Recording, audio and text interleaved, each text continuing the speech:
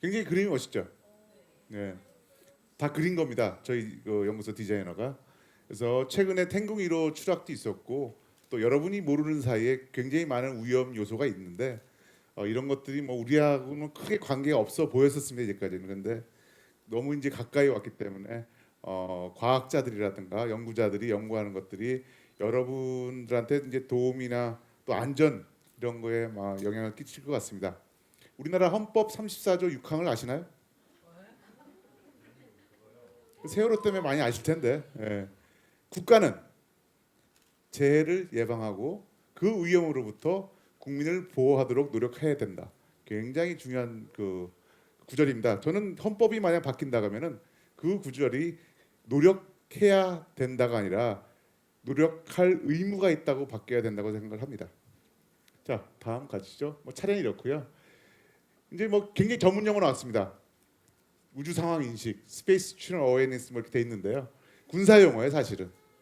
그런데 이러한 그 말이 어떤 뜻이냐면은 어떤 그 우주 물체라든가 또는 자연 우주 물체, 뭐 인공 우주 물체가 있는데 이러한 그 우주 물체들의 추락과 충돌에 대응해서 자연 및 인공 우주 물체의 진짜 위치를 파악, 분석 그리고 예측할 수 있는 능력 자체를 말합니다. 어렵죠?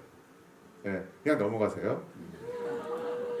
자, 지구 멋있죠? 우리 대한민국도 보입니다. 여기 있습니다. 그죠? 저희가 지금 여기 있죠? 실시간이에요. 뻥입니다. 네. 자, 그럼 우주 위험이 어떤 게 있는가? 굉장히 많은 우주 위험이 있습니다.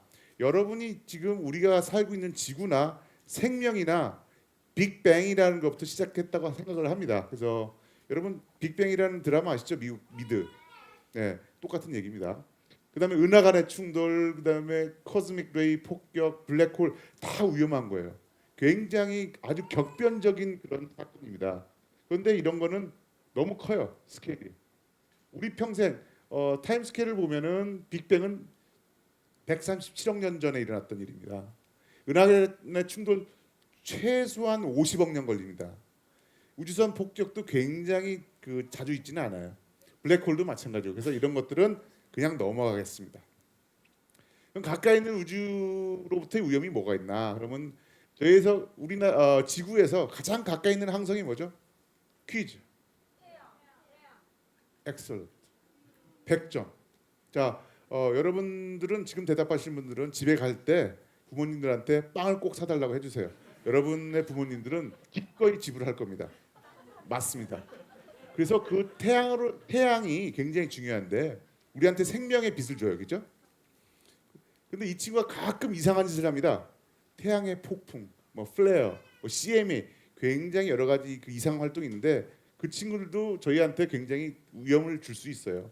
여러분이 좋아하시는 스마트폰이 어느 날 순간 작동이 안 될 수도 있고요. 통신도 끊어지고 심지어 전기도 나갈 수 있습니다. 몰랐죠? 응? 아이 그 이제 압니다라고 해야죠. 그죠? 예. 약 4천 명이 지금 대답하셨어요. 그죠?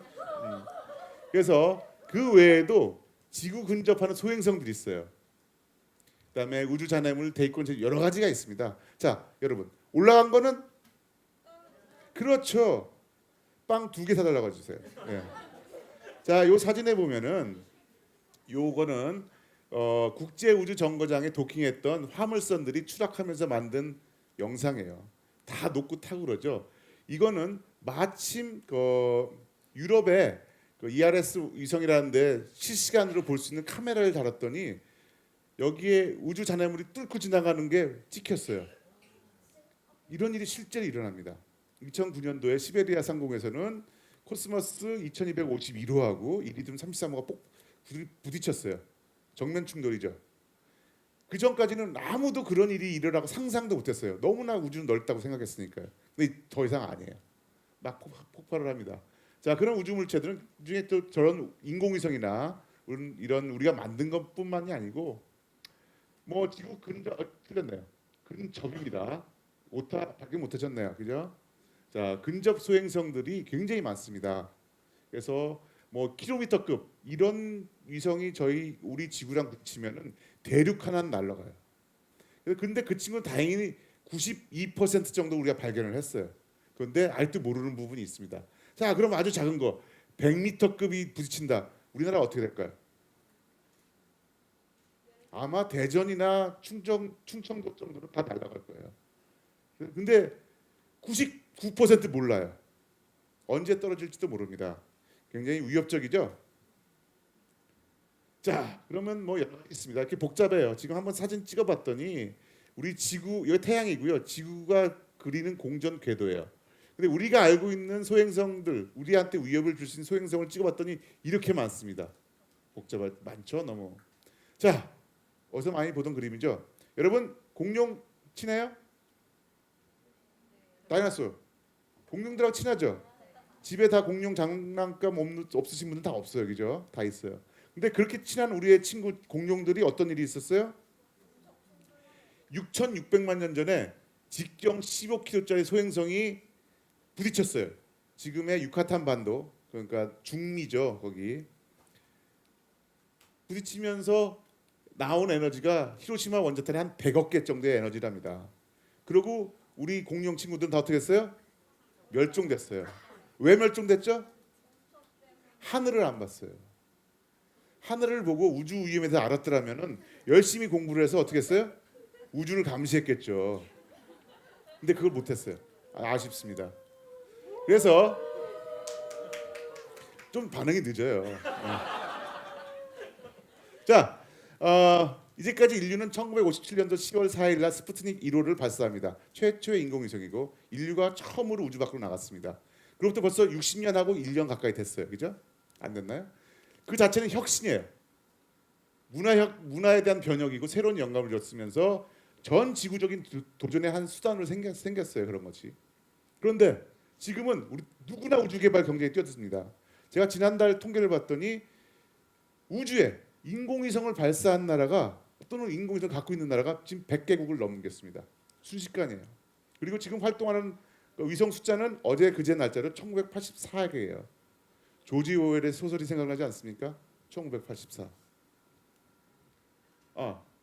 1984는 제가 여자친구한테 체인해요. 예. 그건 아니죠. 슬픈 일이죠. 자, 최초의 인공우주물체는 스푸트닉 1호 1957년입니다. 그다음에 2분 현재 남았습니다. 안 들려요. 예. 2018년 4월 21일 며칠 전에 크기가 10cm 크기 이상이고 우리가 지구에서 모든 수단을 다해서 추적할 수 있는 우주물체의 개수는 19,101개랍니다. 다 카운트하고 있어요. 굉장히 많죠. 이런 놈들을 간단히 보면 1957년도 스푸트닉 1호는 올라가서 22일 정도 활동을 하고 90일 만에 추락을 했어요. 우주를 굉장히 깨끗하게 썼습니다. 근데 그 이후에는 점점 뭐 기술도 발전했는데도 불구하고 이렇게 어떻습니까? 깨끗해요? 안 깨끗하죠. 너무 지저분해졌어요. 우주가 더러워져서 정말 이제는 우주를 잘 쓰기가 너무 힘듭니다. 자, 그래서 그러면 우리나라는 가만히 있었느냐? 우리나라도 이제 열심히 일을 해야 돼요. 우리별 1호가 1992년도 처음 8월달에 올라갔죠. 그 이후로 굉장히 많은 위성도 쌓고 여기까지 쐈습니다. 여기까지 쐈군요. 아니요, 여기까지 쐈군요. 여기는 다 플랜이에요. 우리 계획입니다. 앞으로도 굉장히 많이 쏠 거예요. 그럼 우리가 어떻게 해야 되겠어요? 우리도 우주를 더럽힐 수 있는 거예요. 그러지 말아야겠죠. 그래서 우리한테 편리함을 주는 우주 사용은 이제는 책임감을 갖고 일을 해야 됩니다. 우주를 잘 사용하되 평화적으로 이용하고 우주를 계속 지속 가능하게 사용을 해야 됩니다. 쓰다 버릴 게 아니에요. 일회용이 아닙니다. 여러분의 인생이 일회용입니까? 아니죠. 여러분 인생은 굉장히 귀중한 겁니다. 우주도 마찬가지예요. 그래서 우주 위험에 대해서 자세히 알아야 됩니다. 그래서 아까 제일 처음에 말씀드렸던 우주 상황 인식 SSA, 뭐 영어로 하면 그렇던데 저게 필수적인 게 됐습니다. 그래서 뭐 이렇게 많은 것들도 다 조사를 해야 되는 거고요. 그래서 우리 대한민국이 그동안은 잠시 뭐 경제 개발을 한다든가 어떤 선택적인 그 방법에 의해서 특정한 부분만 개발을 했는데 드디어 대한민국 정부도 이 우주 위험에 대해서 관심을 갖고 안전을 위해서 일을 하게 됐습니다. 그래서 여기 틀렸는데 2014년도에 우주개발진흥법 15조에 의해서 우주위험 대비 기본 계획이라는 법적인 장치를 만들고 거기에서 준비를 합니다. 그리고 한국천문연구원이 우주환경감시기관으로 지정되면서 저희가 우주 위험에 대한 대비를 한국천문연구원에서 하고 있습니다. 그래서 뭐 우주 환경 감시관이 저희라는데 뭐냐 하면 뭐 이제 결국은 국민과 우주 자산을 우리가 우주 위험으로부터 보호한다는 뜻입니다. 그 보호하는 게 저희가 대단한 로봇 태권브이도 아니고 뭐 무슨 뭐 그런 로봇이 아니에요. 단지 우리는 우주 감시를 하고 우주로부터 있는 위험을 대해서 대비할 수 있도록 시간을 버는 겁니다. 그래서 한국천문연구는 이런 이제 광학 망원경을 잘하기 때문에 이런 시스템을 전 세계 5군데, 몽골, 이스라엘, 모로코, 뭐 대한민국, 미국 이렇게 5군데 일단은 설치를 했습니다. 그래서 이번에 태공 1호가 추락할 때도 여기로부터 관측을 해서 좀 더 정밀한 그 위치를 저희가 알 수 있었습니다. 그래서 여러분들한테 계속 주기적으로 태공 1호가 우리나라를 뭐 지나가느니 안 지나가느니 다 이렇게 발표를 했어요. 그래서 뭐 위성 추락 사무실 이렇게 운영을 합니다. 제가 사진 찍어서 제가 없어요. 예. 그래서 이런 감시실에서 뭐 이렇게 운영을 해서 우리 대한민국에 피해를 주지 않도록 노력을 했습니다. 그래서 대한민국의 미래는 우주 감시체계는 이게 크게 간다고 저희가 이렇게 큰 소리를 뻥뻥 치고 있습니다. 다 할 겁니다. 그 중에서 이제 우주 물체 감시 레이더 시스템을 이제 필요하게 됐어요. 그래서 저희가 이제 이거를 추진할 거고 과기부에서도 지금 뭐 신문 같은데 많이 나왔잖아요. 이런 일을 할 겁니다. 정리하자면은 대한민국은 이런 우주 상황 인식 관련해서 법과 기본 계획이 있습니다. 그리고 우주 환경 감시기관을 지정함으로써 우주 감시를 할 수 있는 틀을 그리고 이런 기반을 갖추게 됐고요. 이에 따라서 한국천문연구원은 우주위험 관련 자료 분석 능력을 확대하게 됐고 현재 우주물체 감시 레이더 구축을 추진하면서 이렇게 나오는 자료를 바탕으로 국제 협력 이런 걸 통해서 결국은 지구가 우주의 위험으로부터 안전할 수 있도록 저희가 노력을 하고 있습니다. 이상입니다.